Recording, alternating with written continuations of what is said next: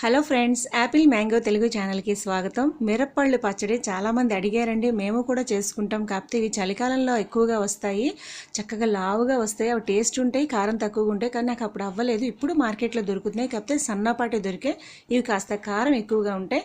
First అయితే నేను ఉప్పు వేసిన నీళ్ళలో కడుక్కుంటాను. మీకు తెలుసు కదా, పెస్టిసైడ్స్ వేస్తారు, ప్రతిదీ కూడా ఉప్పు నీళ్ళలో కడుగుతాను.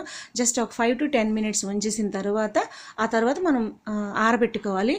కానీ తొడిమిలు తీయకుండానే కడుక్కోండి. నిల్వ పచ్చడికి తొడిమిలు తీయకుండానే కడుక్కోండి. ఏమాత్రం వాటర్ లోపలికి వెళ్ళినా నిల్వ పచ్చడి పాడవుతుంది. ఇందులో ఆల్రెడీ గ్రీన్వి కూడా కొన్ని ఉన్నాయండి. తర్వాత నేను అవి సెపరేట్ చేసి నేను వంటల్లోకి వాడుకుంటాను. కడిగాక శుభ్రంగా ఉతికిన బట్ట మీద ఆరబెట్టుకుంటున్నానండి. ఒక పూటంతా ఉంచేస్తే అది శుభ్రంగా ఆరిపోతాయి. ఎండలో పెట్టొద్దు, వడలిపోయినట్టుగా అయిపోతాయి. బాగా ఆరిపోయిన తర్వాత తొడిమలు తీసుకోండి. శుభ్రంగా అంటే కన్నాలు, ఏమైనా దెబ్బ తగిలిన కాయలు కానీ, ఆల్రెడీ తొడిమలు లేని కాయలు కానీ నిల్వ పచ్చడికి తీసుకోవద్దు. అవన్నీ ఇంట్లో వాడుకుంది ఉంచుకోండి. సో నాకు ఒక 50 grams 100 grams తగ్గుంటుంది కేజీ కాయల్లోని. నేను చెప్పాను కదా, మీకు లావుగా ఉన్న కాయలు కారం తక్కువగా ఉంటాయి, సన్నగా ఉన్న కాయలు కారం ఎక్కువగా ఉంటాయి. సో చింతపండు కొంచెం ఎక్కువ వేసుకుంటాం అనమాట.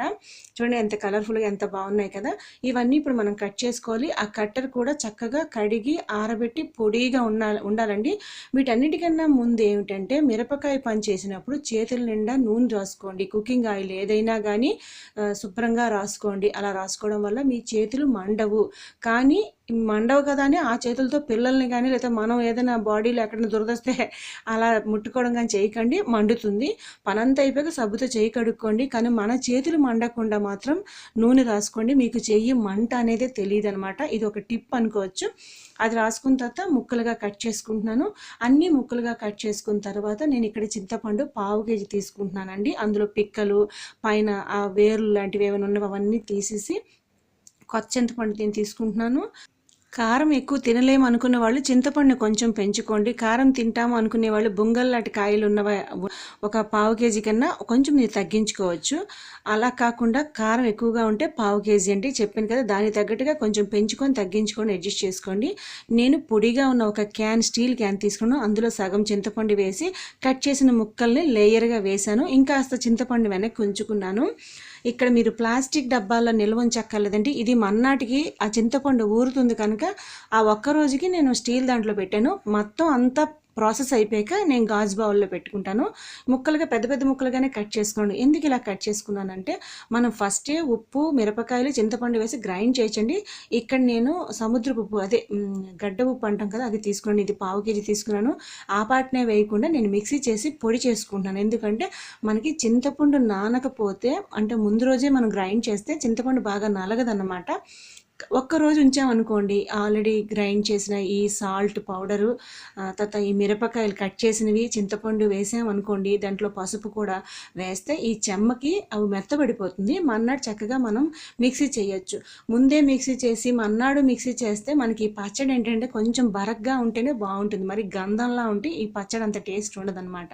సో మనం ఒక్కసారే మనం మిక్సీ చేసుకుంటే బాగుంటుంది. అన్నీ క్యాన్లో వేసాను. మిగతా ఉప్పు అంతా వేసేసాను. దీంట్లో ఒక చారెడు కన్నా కొద్దిగా తక్కువగా పసుపు కూడా వేసుకొని మొత్తం అన్నీ కిందికి పైకి చేసి మూత పెట్టేస్తే మన్నాటికి, ఇప్పుడు నేను ఈవినింగ్ 6కి చేస్తున్నాను, మన్నాడు రాత్రికి ఒకరోజు చాలండి. చక్కగా చింతపండు మనకి మెత్తబడిపోతుంది, మనం మిక్సీ చేసుకోవచ్చు. కింద చూసారా మిరపకాయ గింజలు పడ్డాయి. చిన్నపిల్లలు కానీ ఎవరైనా కూర్చుంటే మండుతుంది. సో వెంటనే సర్ఫ్ వేసి 2-3 సార్లు శుభ్రంగా ఆ ఫ్లోర్ ఒత్తిసుకోండి, లేదంటే పేపర్ వేస్ట్ చేసుకోండి.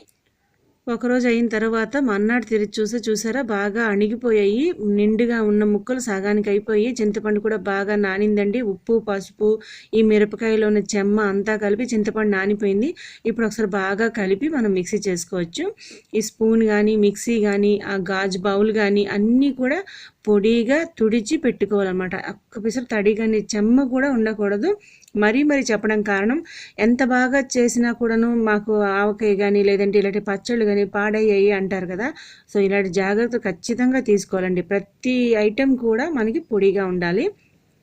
అలాగే మిక్సీ చేసిన తర్వాత వెంటనే మూత తెరవద్దు. తెరిస్తే ఆ ఘాటు బాగా ముక్కులోకి వెళ్ళి దగ్గులు కానీ, తుమ్ములు కానీ వస్తాయన్నమాట. మండిపోతుంది ముక్కు అంతాను.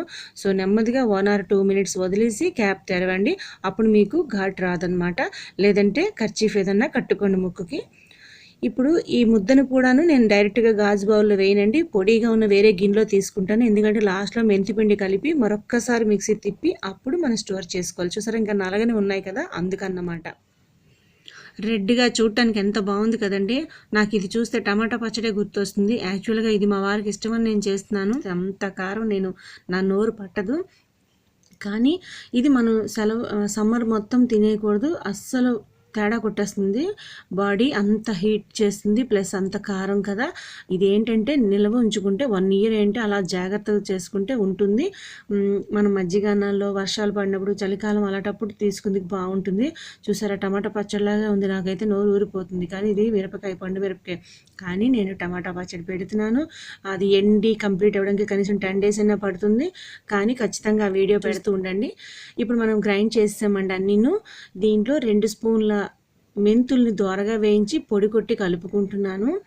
బాగా కలుపుకోండి. మనం ప్రతి ఆవకాయ కానీ లేదంటే పచ్చళ్ళలో కానీ మెంతి పొడి వేసుకుంటాం. ఎందుకంటే ఒకటి హెల్త్కి మంచిది, ప్లస్ మంచి వాసన బాగుంటుంది. 2 మనకి పచ్చళ్ళు ఆవకాయలు ఏవైనా బాగా వేడి చేస్తాయండి. వేడి తగ్గడానికి మనకి చలవ చేయడానికైనా మెంతి పిండి వాడతాం. కానీ అన్నింటిలో ఆవాలు కూడా వేయించి పొడి కొట్టి వేసేస్తుంటారండి. అన్నింటిలో ఆవాలు వేయకూడదు. మెంతి పిండి మాత్రం వీటికోటి టమాటా పచ్చడి కొట్టి మనం కలుపుకోవాలి. ఇప్పుడు మెంతి పిండి వేసిన తర్వాత మరొక్కసారి గ్రైండ్ చేసుకున్నాను రఫ్గా, ఒక్కసారి ఎక్కువసేపు కాదు. ఆ కలుపుకున్న తర్వాత నేను గాజు బౌల్లో స్టోర్ చేసుకున్నాను. ఇంకొద్దిగా బయట పెట్టి పోపు ఎలా వేసుకోవాలనేది కూడా మీకు నేను చూపించిస్తున్నాను.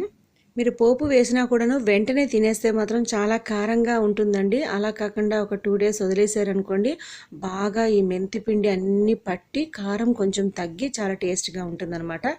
ఇప్పుడు ఒక చిన్న మూకుడు పెట్టి దాంట్లో నేను ఒక 3-4 స్పూన్ల నూనె వేసుకుంటున్నాను.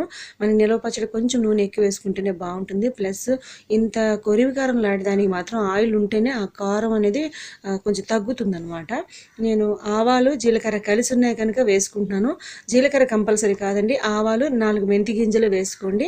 నేను అయితే మెంతిపిండి కలుపుకున్నాను కదని మెంతులు వేసుకోలేదు. కానీ మెంతులు వేసుకున్న తర్వాత అవి ఊరిపోయిన తర్వాత పుల్లగా అవుతాయి అనమాట. వెంటనే అయితే చేదుగా ఉంటాయి కనుక వేసుకోవచ్చు. అవి వేగిపోయి స్టవ్ కట్టేసాక కొంచెం ఇంగువ కూడా వేసుకుంటాను. ఇంగువ వేసి మంచి ఫ్లేవర్ వస్తుంది. దీంట్లో మీరు శనగపప్పు, మినపప్పు, కరివేపాకు కూడా వేసుకోవచ్చు, వెల్లుల్లి కూడా వేసుకోవచ్చు అండి. మేము అవేవి వేసుకోము. ఆ వేడి నూనెలోనే ఈ కొరివికారం ముద్ద వేసుకుంటున్నాను. ఎందుకంటే ఆ వేడి నూనెలో వేయడం వల్ల మనకి కొంచెం కారం తగ్గిపోతుంది. ప్లస్ ఈ పండు మిరపకాయ పచ్చేది ఉంటే ఆ పచ్చిదనం కూడా పోయి టేస్ట్ చాలా బాగుంటుంది. అంటే బాగా కలుపుకొని ఇది మనం ఎక్కువగా కలుపుకుంటే గాజు బౌల్లో స్టోర్ చేసుకోండి. నేనైతే కొద్దిగా చేసుకున్నాను కనుక ఒక చిన్న గాజు కప్పులో తీసుకుంటాను. చప్పటి పప్పులో నంచుకుందికి బాగుంటుందండి, మజ్జిగనం పెరుగనంలో బాగుంటుంది. చూసారా ఎంత కలర్ఫుల్గా ఉందో. ఇది నచ్చిన వాళ్ళు, ఈ కొరివికారం ప్రాణం పెట్టిన వాళ్ళు చాలామంది ఉంటారండి. అలాంటి వాళ్ళకి ఇది చూస్తే నోట్లోంచి నీళ్ళు వస్తే. కొరివికారం మొత్తం ఒకేసారి పోపు పెట్టుకోకండి. మీకు ఇంకా కారం ఎక్కువగా అనిపించి చింతపండు సరిపోలేదు అనిపిస్తే గోంగూరలో కూడా కలుపుకోవచ్చండి. గోంగూర తెచ్చి కడిగి ఆరబెట్టుకొని తడి లేకుండా అది వేయించుకొని దాంట్లో ఇది కలుపుకున్నా కూడా చాలా టేస్ట్గా ఉంటుంది. వీలుంటే అది కూడా నేను మీకు చూపిస్తాను. మీకు ఈ వీడియో నచ్చితే లైక్ చేయండి, మీ ఫ్రెండ్స్కి షేర్ చేయండి. Thank you for watching.